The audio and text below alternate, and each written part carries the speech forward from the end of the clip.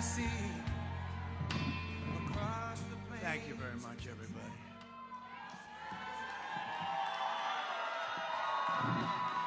Thank you.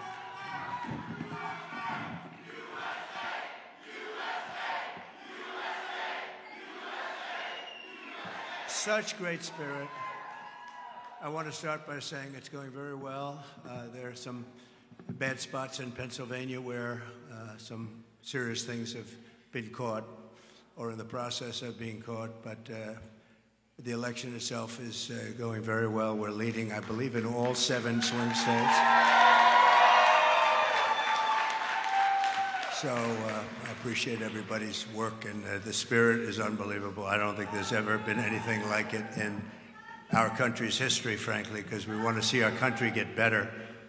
And that's why we're here, just to do a statement. And it's an honor to have some of our friends here.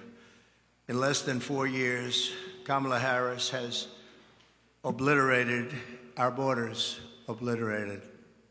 We've never had a situation like this. Decimated the middle class, and runaway inflation has caused problems, the likes of which we never thought possible. Bloodshed, squalor to our cities is common, and they've unleashed a war and chaos all over the world. You take a look, everything's blowing up or getting ready to blow up. No respect for our country anymore, no respect for our leadership. No person has caused so much destruction and death at home and abroad should ever be allowed to be the President of the United States. You can't have that. Can't have that. So I'm running on a plan to save America. We're going to save America. We have no choice. It's the greatest there is. We love it, and we're going to save it. We have no choice. And it's going to be saving it from the incredible destruction that's been caused by crooked Joe Biden and Kamala. And she's responsible because he wasn't responsible, and she never said that. He didn't know too much about what was happening. Maybe that was exposed during the debate.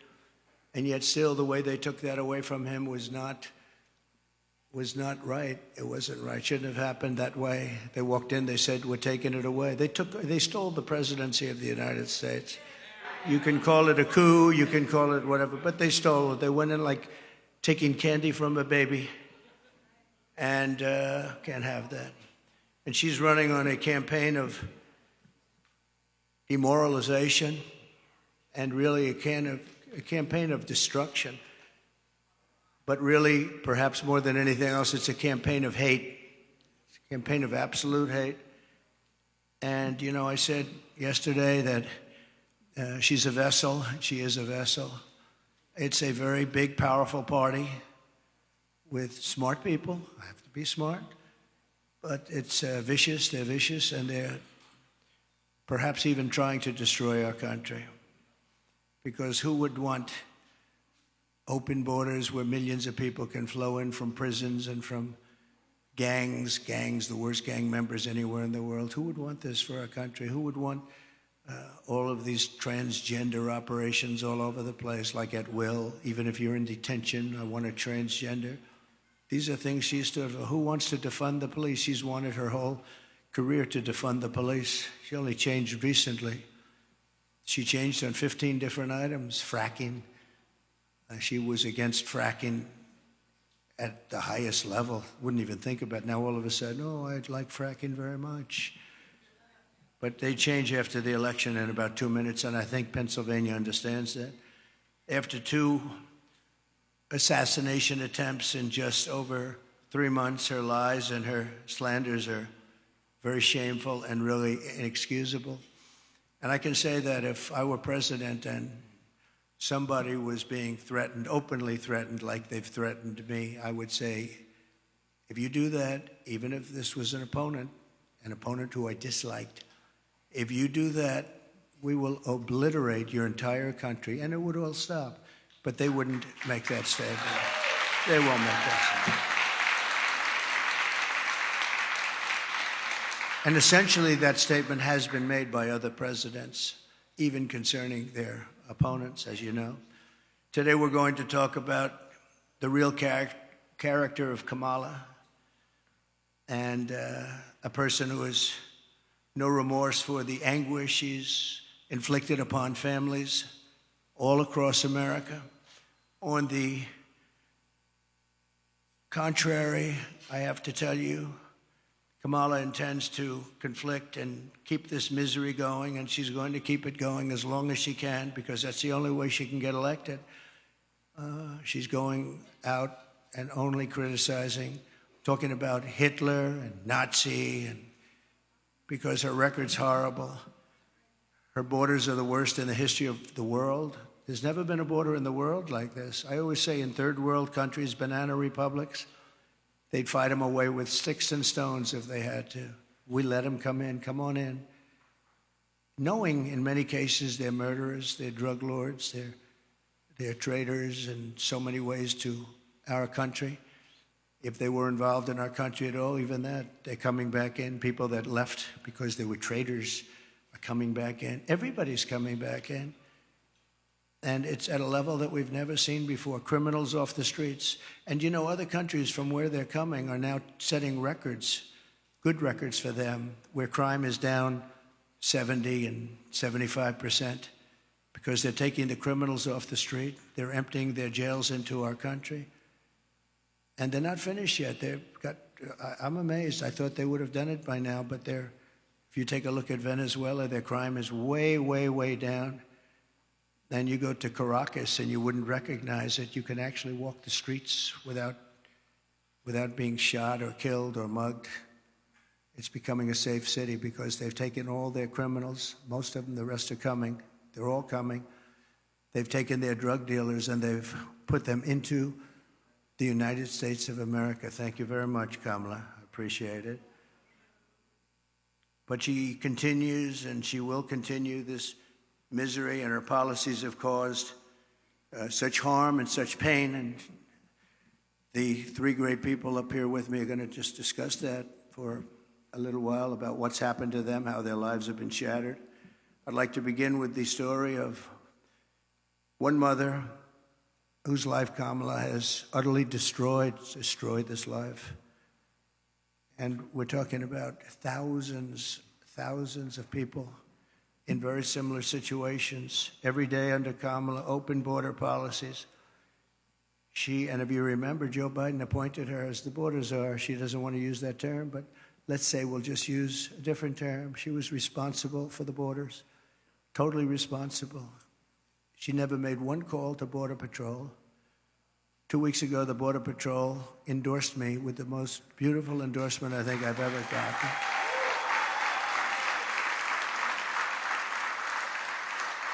And in all fairness, they've endorsed me every single year, but they've endorsed me again, and they endorsing me, saying I was the best president we've ever had and the best president by far on the border. They said that, and this is not easy for them to say, they said that she was easily the worst person ever to work with them on the border, most incompetent, the least caring. Think of it. Not one call in almost 4 years was made to Border Patrol, like, how are we doing? I used to call all the time. I'd say, how are we doing, fellas? How's it going? Is it going well? And they're great people. Men and women, Border Patrol, great people. They want to do their job. She didn't call them once. She released the two men who murdered this woman's very precious daughter. Everything you need to know about what happened and the character of Kamala Harris, you'll know from just watching this video. We had it done yesterday. It's very, very quick, very easy to do, but it was very heartbreaking. We showed it in a room full of people, and everybody was crying. Some pretty tough people were crying. Please take a look. Sunday night, I asked her to not stay up super late because of her coming to work with me in the morning to do her summer school. She said, okay. I told her good night and I love you. I went to bed. not realizing that that was going to be the last time I saw her. We're best friends. Yeah. We're going shaking again. I woke up to notice she wasn't in her bed. I'm in my heart trying not to lose my mind because I don't know where she is. I finally remembered her phone had a location on, and her phone was pinging just 2 minutes down the road, right behind the skate park. I start driving to the direction the phone was being pinged at, and I see a couple cop cars with lights on. I see yellow tape, and immediately my heart drops and sinks to the bottom of my stomach. My daughter's hands and ankles were both bound. She was strangled to death, left with no pants. And I know in my heart, she fought incredibly hard. She was not going down without a fight. We begin with two men we're learning are charged with capital murder tonight, accused of killing a 12-year-old girl. Police say these men strangled her before dumping her into that creek. Both men were in the country illegally. Apprehended, then released by Border Patrol less than 3 weeks before Jocelyn's death. The men accused of killing Jocelyn Nungare are affiliated with the gang known for brutal violence. Kamala Harris was in charge of immigration in our borders. If we had better border policies and not open borders and not these catch and release policies, I truly believe this all could have been prevented. Under her being vice president of this country, my daughter's life was ripped away from her. She had her entire life ahead of her. Happy birthday, dear Jocelyn. My daughter is 6 feet in the ground based off of policies that she allowed to keep. Kamala Harris did have one job, and she not only failed, not me, she failed my daughter. She failed Jocelyn. You know, she was only 12. President Trump reached out, gave me his sincerest condolences as not a former president, but just as a father, someone who cares. I believe Donald Trump needs to be back in office. I can at least know that my next child will be safe in this country.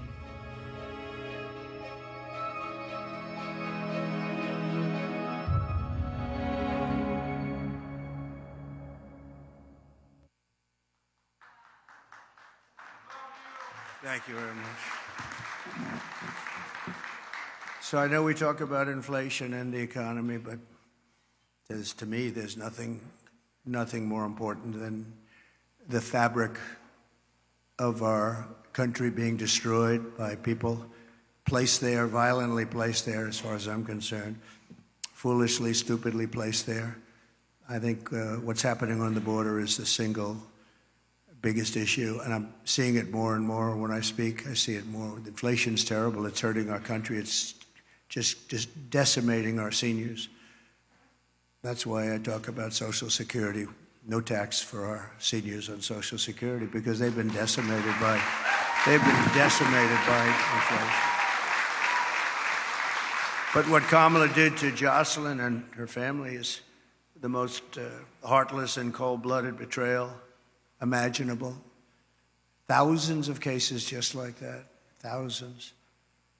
In throwing open the border, think of it, open borders, they come in from parts unknown. People have no idea who they are, where they're from, anything about them. They know nothing. They just walk into our country. And as soon as I heard they were doing that, I said, well, I know these countries. I know every one of the leaders of all these different countries. They're very smart. They're very sharp. They're very streetwise. I said, I know what they're going to do. They're going to open up their jails and just dump them into the United States. And that's what happened. They opened up their jails.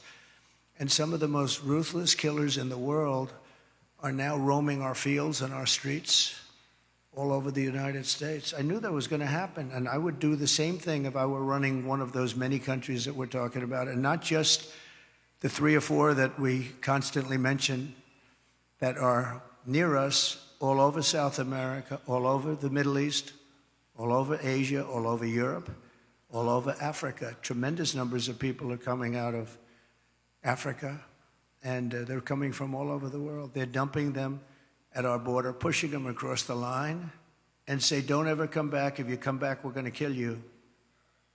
And we're stuck with them. But we're not going to be stuck with them for long. So Kamala violated her oath. She desecrated our laws, and she got innocent girls like Jocelyn tortured and killed. Anyone who knowingly sets loose these monsters into our country has absolutely no right to be running for office, let alone the office of president. No right. So here today is another great person, an American mom, Tammy Nobles. 2 years ago, Tammy's 20-year-old daughter, Kayla Hamilton, who had an autism diagnosis, was found raped, tied up and strangled to death with a telephone cord in her home. Kayla's murderer was an illegal alien, MS-13 gang member, among the most vicious gangs anywhere in the world. I took him out by the thousands thanks to ICE. We're going to protect ICE. Kamala wanted to defund ICE. If we didn't have ICE, we'd never get anybody out. They're tough and they're smart and they love our country. But an MS-13 gang member who was apprehended by Border Patrol, but under the policy of our border czar, Kamala, he was released into the United States to kill. Tammy, please come up and say a few words, please. Thank you. Please.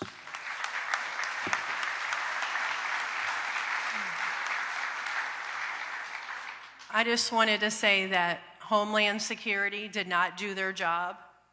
Health and Human Services did not do their job. The Biden-Harris administration did not do their job. If they would have done their job, made that one phone call to El Salvador, my daughter would still be alive today. Kayla was a very beautiful young lady inside and out. She was independent, learning to become independent. She had 2 jobs. She overcame obstacles dealing, with autism and was able to find a job that she loved. She loved animals, especially her cat Oreo, and she cared about the homeless. She loved God and she loved going to church. And her life was just ripped from her 3 days after she celebrated her 20th birthday. Thank you for having me here today.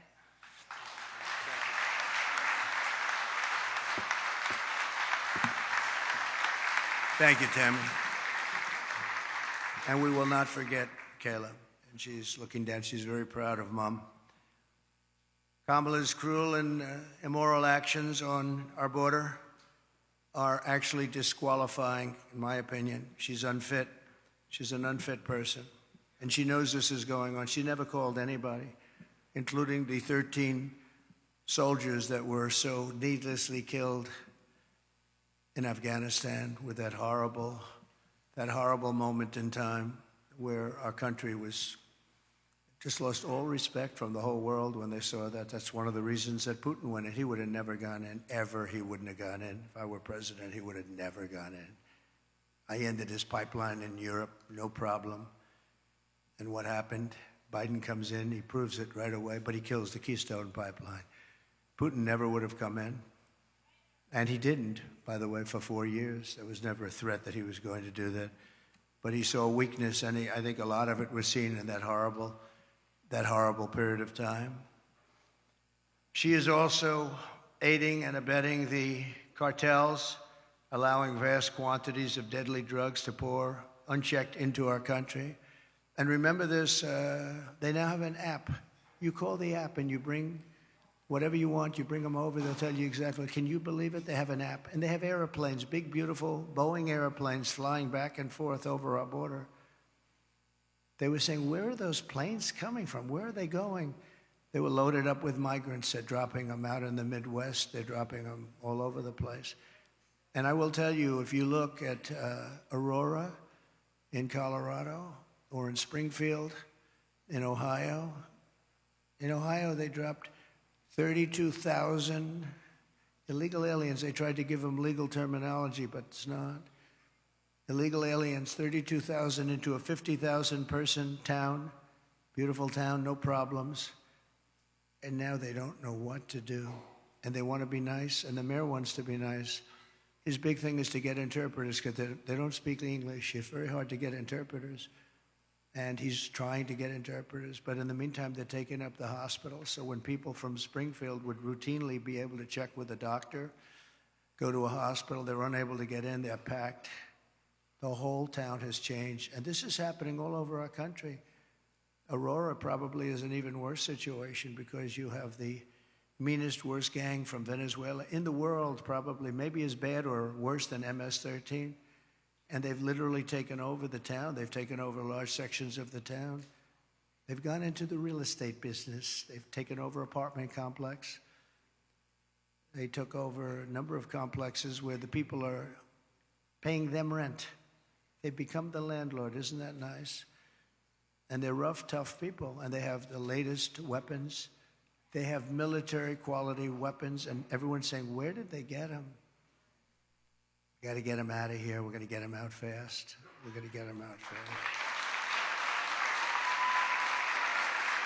So today, I'm announcing that for the first time under my administration, we will be seizing the assets of the criminal gangs and drug cartels. And we will use those assets to create a compensation fund to provide restitution for the victims of migrant crime, and the government will help in the restoration. The government will help in the restitution, but something has to be done, and we're gonna get it done. Kamala has also caused untold misery through her destruction of our economy. Our economy is not, this is just, it's like a fake economy. Some of the best people on Wall Street are saying the economy is only good because they think, I don't want to say this because other people have said it. It's not me saying it, but they think Trump is going to get elected. That's the only reason our economy is good. That's the only reason the stock market is up.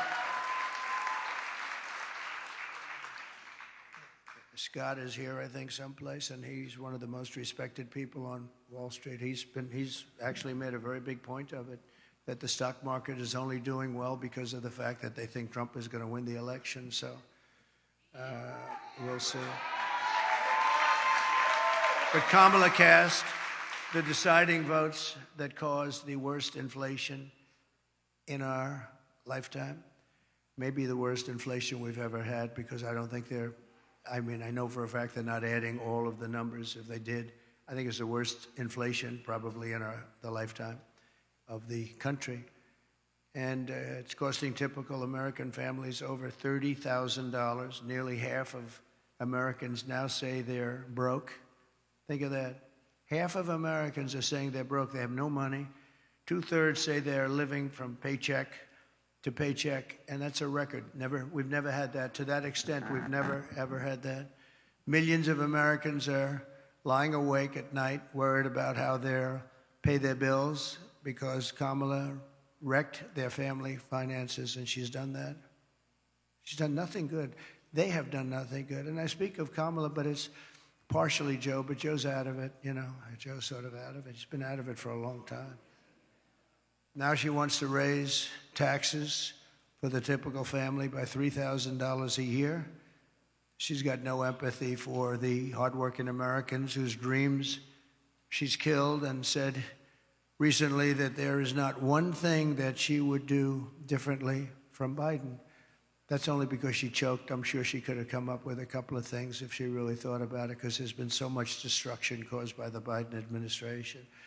One of the things that people don't talk about, and the news never talks about, they don't talk about, as an example, Afghanistan, but this is something that's incredible, because when you think of the numbers, 325,000 children are missing, dead, sex slaves, or slaves. 325,000 children who came in through the open border are now missing. Many of them are dead, and nobody talks about it. I said, this must be a mistake. This can't be possible. When I read it, I said, this can't be. You're talking about take your largest stadium and fill it up many times. That's what the kind of numbers are. Here today is Michael Copy, a small business owner who runs a dry cleaner and is struggling to get by because of what Kamala has done to his business. They've destroyed small businesses in this country. Michael, please.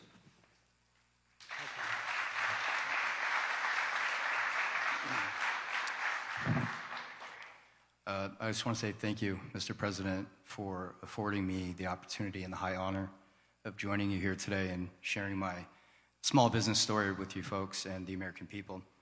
So it's a chain of eco-friendly dry cleaners throughout the Tri-County here in West Palm.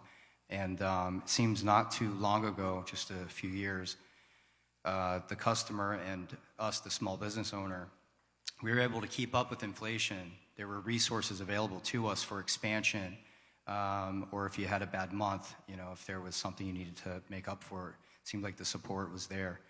And now, just a few short years later, it seems like all of those resources have dried up. The support's no longer there. We had an expansion plan about 6 years ago that we had to pause because we have to wait for our customers now to catch up with the inflation, the supply chain issues still, because we as a small business, we can't double our price points, although the cost of doing business now is 2, 3, or 4 times what it was just a few years ago. So we've had to get creative. Our industry, probably 30% in the dry cleaning industry, never survived COVID. And just recently this summer, I was contacted, my wife and I, by another local dry cleaner here in West Palm. They were asking advice. So husband and wife been there for about 35 years. Their lease was up, and the landlord was doubling their rent, which would have meant that that's what they've been paying themselves for probably the better part of 20 years. So they had to make a decision. Do they hand the keys back, or do we get creative, work together, pool resources? And so what we did was we figured out the right price point for them, but we did their cleaning for them, at least until we figured it out. And so they were not able to pay their operations. They couldn't keep that going, but they were able to save their business by strategically partnering. And by the end of summer, I think I was contacted by about 12 other local dry cleaners saying, can you guys help us also, because we're going through the same thing. Thank you. And it seems now, so the delta between the reality of what inflation is right now and we have in front of us, the reality of that and the small business owners' capabilities, that delta is too great. So unless we affect change immediately, I fear that in the next few years, if we don't see that change, we might see another 30% of our industry and others no longer exist. So I just want to say thank you again, Mr. President, for allowing me to share my Go Green Dry Cleaner story, and thank you.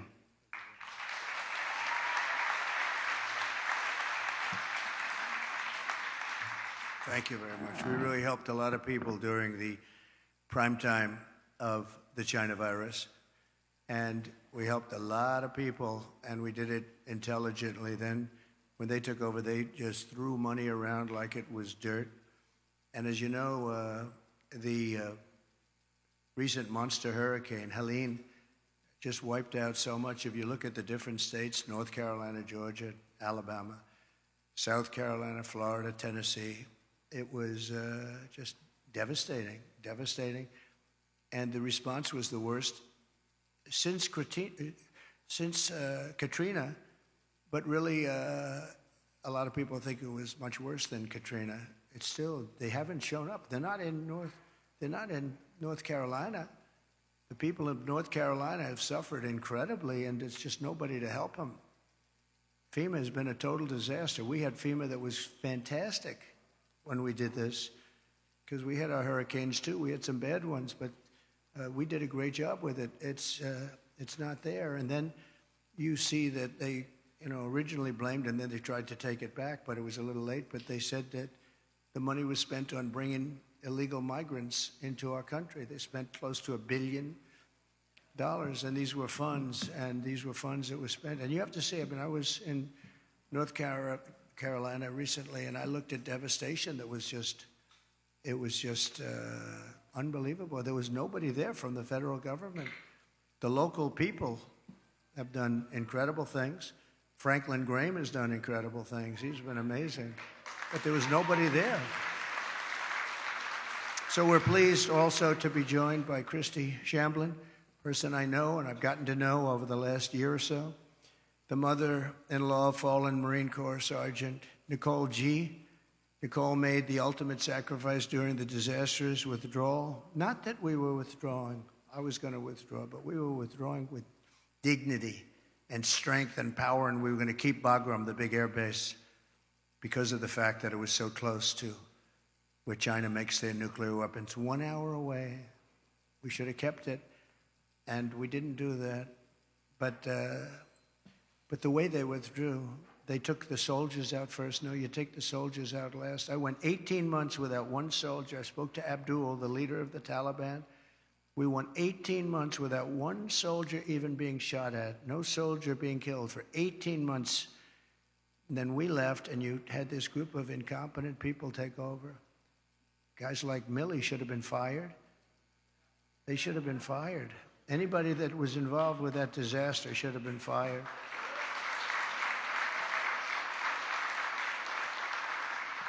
She was one of 13 U.S. service members who lost their lives. Kamala said she was the last person in the room, that Kamala was the last person in the room. She was involved in everything. She takes credit for that. She was involved in everything. That means she was involved in disaster after disaster, because nothing good has happened with this administration, except that our country has gone to almost a third world status. With Biden, when Biden made a decision, she said she was there. Oh, she was there. But the Afghanistan decision was a disaster in so many different ways. And now you take a look at it, they're right back to what they were doing before, except much worse to women. They're worse to women right now than they were even before it started. But Kamala never reached out to the family members of the warriors. And she said she was going to, but she never did. She never called anybody. And Christy, I'd like you to come up and say a few words, please.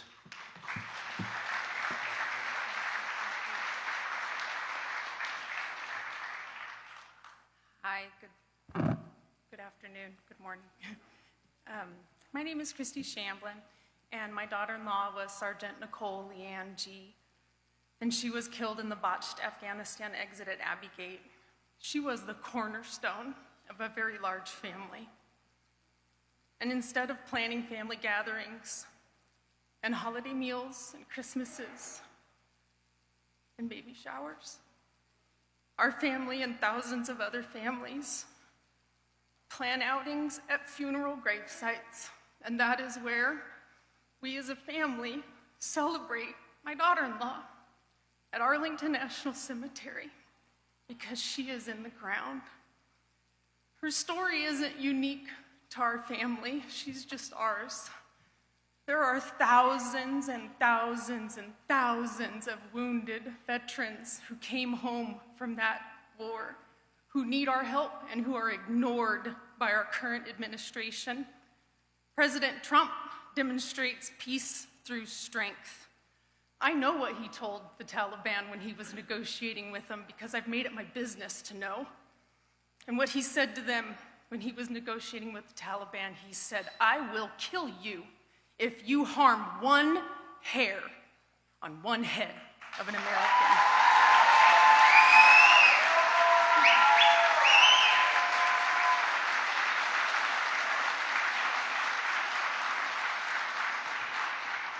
President Trump shows up, he reaches out, and he can fix our country, and we can all heal together.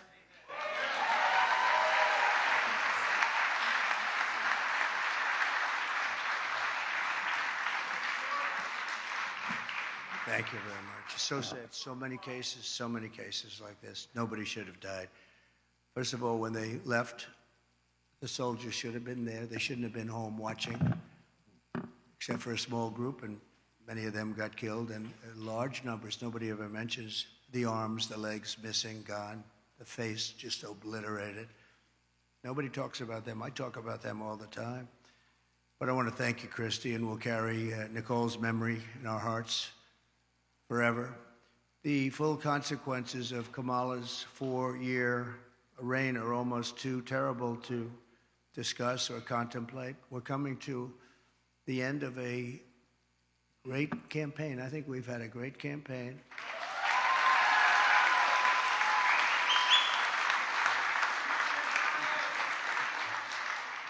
We've really not been provided the kind of protection that I needed as president, but I said we have to do it anyway. When Secret Service would ask for additional people, oftentimes we would be turned down. They were constantly asking for additional people.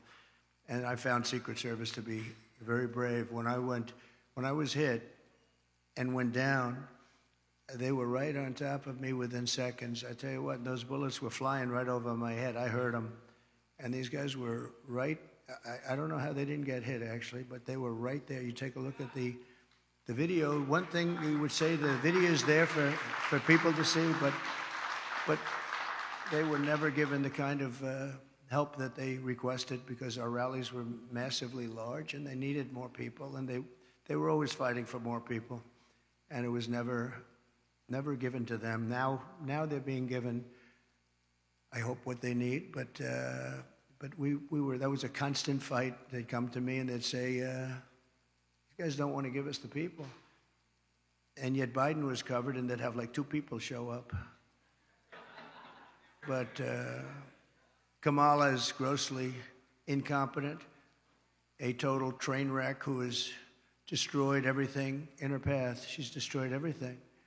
She left 21 million aliens pour across our country, and then she, maybe in a short while, has to go home, and she'll get herself a job someplace, who knows. But think about it, and she can look at the carnage, and she can look at all the people that have been killed. And you haven't seen anything yet, because they've just started. They're just getting comfortable in our country. These are very tough people.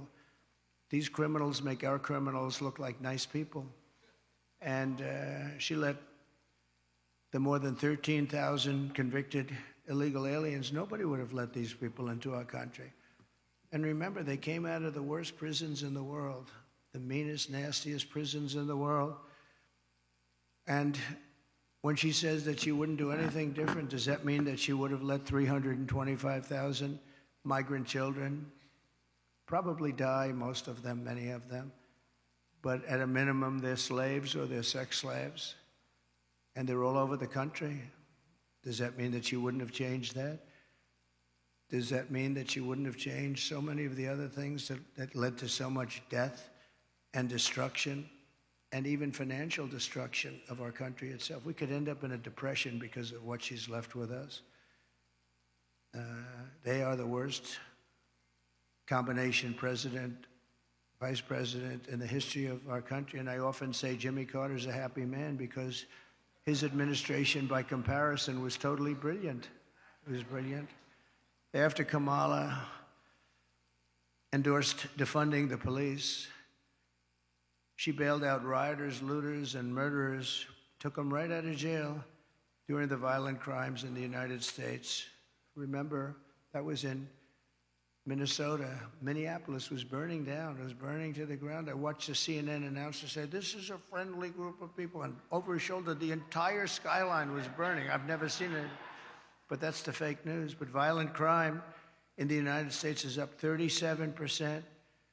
All of these different crimes are up anywhere from 37 to 105% over a very short period of time.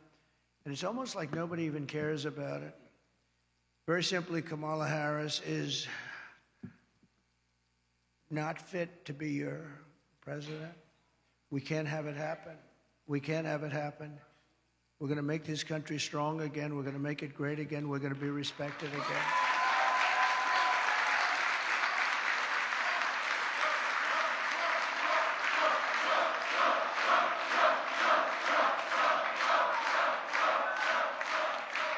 Her message has been a message of hate and division And my message is about saving our economy, securing our border, bringing together the greatest and broadest coalition in American history. There's never been a coalition like this.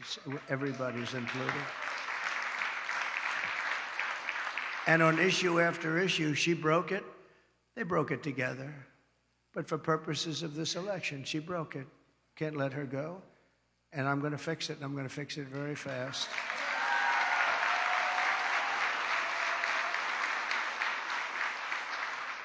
And on the illegal, thank you very much. Thank you very much. On the illegal immigrants that will be taken out of the country, as you know, we're going to be taking them out. And if they come back, we have laws that will be immediately enacted where they serve 10 years in prison. They won't come back. And if that's not long enough, we'll have to do something else. But we don't want them back. They're not going to come back. And as you know, we're asking for the death penalty for any migrant who comes into our country and kills an American citizen or a police or law enforcement person. Because we have to protect our police. Our police are under siege also at numbers that nobody thought were possible, the worst they've ever seen. It's very hard to recruit. And really for not just the danger, it's hard to recruit because they don't have the spirit anymore for our country because they're being led with people that are spiritless. They really are spiritless. They can't instill spirit. But so that's any citizen, they get killed, it's a death penalty, and that includes police or law enforcement officers.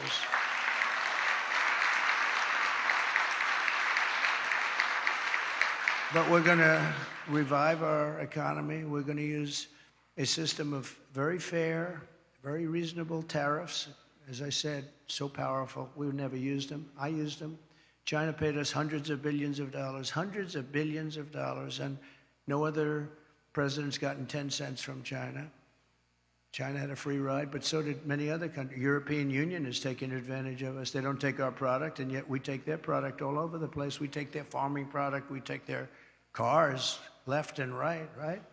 BMW, Mercedes-Benz, Volkswagen, millions and millions. They don't take our cars. I said to Angela Merkel at the time, Angela, how many Chevrolets do we have in Berlin? Why? I don't believe you have any. I said, you're right about that, Angela. Well, we're going to change it. But they don't take our product. We have a deficit with them of over $300 billion. Think of that. And people think of them as friendly, but they're very tough and very, very fair. I mean, look, they united in order to take advantage of the United States. That's why they united. That's why they formed their coalition. And that was done to take advantage of the United States. So we know how to take advantage of them. We're going to take it back. We're going to take it all back. Those countries, many of those companies will be coming back. They'll be coming back because when they're told that they're going to have to pay a 25% tariff or 50% or 100%, we saved our steel industry when I imposed large tariffs on China steel coming in. They were dumping steel here by millions and millions and millions of yards of steel like nobody's ever seen. Our steel businesses were going out of business. We can't lose our steel industry. If for no other reason, our own security. We need steel. If we'd go to war, we're not going to go to war. We're not going to have World War III. But if we ever go to war, you better hope that we have a steel industry, or those beautiful tanks and everything else that we need to make won't be made. The planes, the tanks, the whole thing. And I saved it by imposing tariffs. They were dumping it. I think they were dumping it in order to destroy. Every steel plant would have been closed if I didn't do what I did. And we happen to be taking in, billions of dollars. In fact, it's so good that Biden has been trying his best to end it, but he's unable to do it. Too much money. It's been too much money. They're paying a fortune. But I would have had it a lot different. And we'll get along with China. We'll get along with Russia. We'll get along with everybody. We had the fake Russia hoax, which took 2 years. And then they came out with a report that we did absolutely nothing wrong. And that was a stacked deck, too. The people doing it, they couldn't say there was nothing. We had nothing. They checked millions of phone calls, not one call made to Russia, not one call. It was a terrible thing they did to the country and actually put us in a lot of danger, to be honest with you. If I didn't have somewhat of a relationship with Russia and Putin and all, we had to have it. And by the way, getting along with President Xi and Putin and Kim Jong-un of North Korea. If you remember when I met with Obama, his wife was very nasty to me the other day. Oh, that was not nice. She was very nasty. She said nasty things. I was always very respectful of her, but she got up there, which shows you how nervous they are about what's happening. But she was nasty 2 days ago. She got up and said some bad things she shouldn't have said. They were wrong, too. But we're going to turn our country around,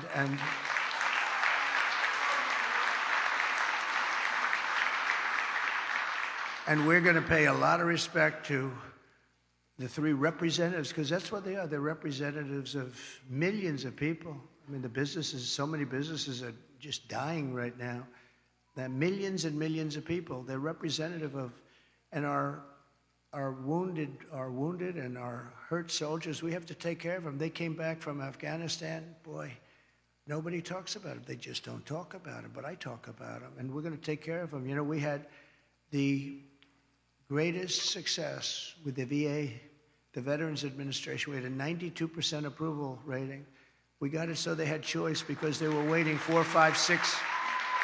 They were waiting 4 or 5, 6 months, 7 months to see a doctor. And I came in and I got, with the help of some of the great Congress people that are here, we have some great ones. Thank you very much. Thank you. Thank you. We've got quite a few of them. And I didn't even tell them to be here. They want to be here because they know exactly. Oh, yes, very good. We have one of the greats. But they wanted to be here. A lot of people wanted. I didn't tell anybody to be here, actually. But they wanted to be. But we have to take care of our military. Think of this. Soldiers who are waiting 6 months to see a doctor. Can you imagine yourself? You don't feel good.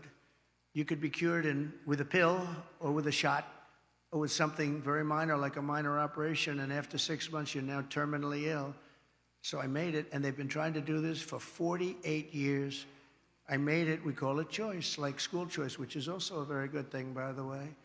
But we call it choice, where you have your choice. You go to a doctor. If you have to wait more than 1 day, you go outside, you get a doctor, you get yourself fixed up, and we pay the bill. And it's been unbelievable. I heard just the other day for the first time that Kamala and Biden are trying to destroy that. They're trying to make it so that you have to wait for 6 months again, back to where it was. We had a 92% approval rating, and now if they go back to that, you were going to have. I did another thing you weren't able to get because of civil service.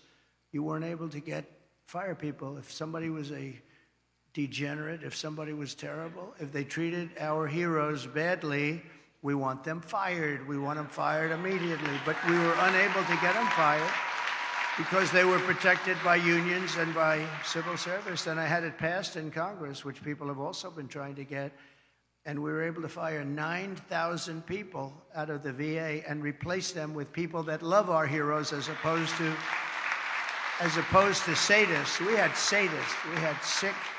We had sick people. We had sadists in there that really harmed our great people, our great veterans, and we were able to get rid of them. We got them out, and we replaced them with people that can love and take care of these wonderful people that served us so well. So we did good. We had a 92% approval rating. They've been in the 40s and the 30s, and now it's heading back in that direction, I'm afraid. I hear they want to dismantle everything. And it's almost like you'd say, why? Why would they do that? Why would they do that? And yet they'll spend, you can't say money because they give away hundreds of billions of dollars to anybody that needs it, but they won't take care of our veterans. They won't take care of our people. They won't take care of our soldiers. They won't take care of our elderly. They won't take care of anybody, but they give every time certain people come to town. They walk away with $100 billion for countries that many people have never even heard of. So I just want to tell you, this is a campaign that's been long and hard. I've been on the road or campaigning for 58 straight days. I haven't taken a day off. I'm proud of that.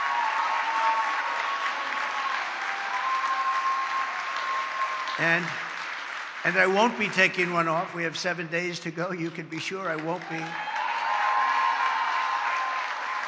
And do many, many things every year. And I just want to end by, I've watched their commercials, and they're really fraudulent. They'll say, he doesn't want to frack. I've wanted to frack always. They'll say, everything exactly the opposite. Oh, I want to destroy Social Security. No, they're going to destroy. I'm the one that saved it. And for 4 years, we made it even better. I'm the one, and I didn't raise ages. I didn't do the things that they're going to do because they're allowing millions of these people to go onto Social Security, Medicare. They're going to destroy it. She's going to destroy the whole country because it's not sustainable by any country. But the ads and the statements that they make are exactly the opposite. They will say, oh, I'm going to raise taxes. He's going to raise taxes. Just the opposite. I'm going to lower taxes, and I have done that, but I'm going to lower taxes, and she's raising taxes by 30, 40, and 50%. But they'll have a commercial. And I just say this to you because I hope people understand. These people lie. They lie. They're very disingenuous. And we are going to finish up our campaign. And it's interesting because I haven't taken any time off for a long time. I tell you who can tell you about that, all the people that follow us, including the people in the campaign, but including Secret Service, who has been working very, very hard. I will tell you, they've really been working very hard. And yet a couple of days ago, she took off, and then she took off again and again and again. I say, how many times? You know, you're running for president of the United States. You had, like, at that time, about 20 days left. How the hell do you take off, right? You got to work. You got to work. So she says her teleprompter broke. Yeah, well, she better hope it doesn't. You know, they break. And if you don't know how to do it without a teleprompter, you got a problem. And she doesn't know how to do it without a teleprompter. So I just wish they'd stop lying because the lies are vicious, and probably some people believe them. But the good news is 7 states, Republicans never lead in the early voting because for whatever reason, it's habit or it's a certain security they feel in going to the booth. They believe in principle. But we never lead in. I don't know if we've ever led in early. Every single state we're leading in. Every single state. At an early. And we don't need all of them, but and some states are in play that nobody thought would ever be in play, but I think people are seeing, because, again, we're the party of common sense. We're the party of common sense, and we want to have strong borders. We want to have great elections. We want to have fairness. We don't do things like, we're not going to have men playing in women's sports. I mean, that's okay. So we're the party of common sense, and we're the party of fairness, and we have a coalition. Nobody's ever seen anything like, I don't think anybody has ever seen anything like what happened the other night at Madison Square Garden. The love in that room, it was breathtaking, and you could have filled it many, many times with the people that were unable to get in, but politicians that have been doing this for a long time, 30 and 40 years, said there's never been an event so beautiful. It was like a love fest, an absolute love fest, and it was my honor to be involved. And hopefully, you know, they started to say, well, in 1939, the Nazis used Madison Square Garden. Well, and you know what? But can you imagine it? In 1939, the Nazis, they were. But how terrible to say, right? Because, you know, they've used Madison Square Garden many times. Many people have used it, but nobody's ever had a crowd like that. And I tell you what, right now, nobody's ever had love like that. That was love in the room, and it was love for our country. It was really love for our country. So we're going to fight like hell for the next 7 days, and then hopefully...